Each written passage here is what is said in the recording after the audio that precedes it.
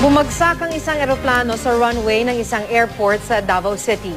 Magte-test flight daw sana ang eroplano nang magkaaberya ito at bumagsak. Nasugatan ang piloto at inaalam pa ng mga otoridad ang sanhi ng pagbagsak.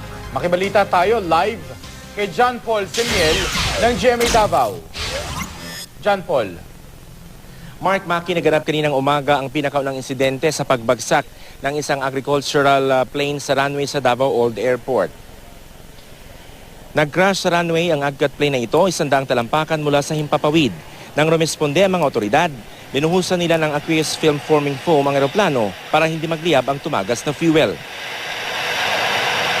Ayon sa mekaniko ng eroplano na pagmamayari ng Mindanao Rainbow Agricultural Development Services Incorporated at Mactan Aviation, magti-test flight lang daw sana ang nasabing eroplano nang biglang nagkaproblema at bumagsak.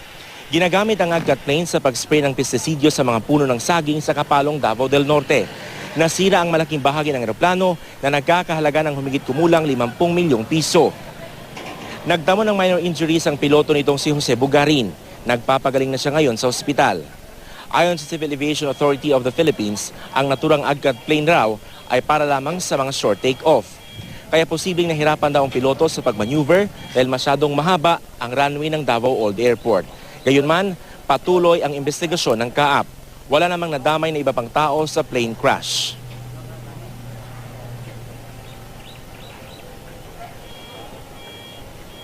Mark, 3 domestic flight ang na-delay dahil sa insidente. Ang Aircraft Accident Investigation Board sa Manila umano ang tamang otoridad na mag-iimbestiga sa insidente. Yan muna ang latest mula dito sa Davao City. John Paul Siniel, Nagbabalita, Pilipinas.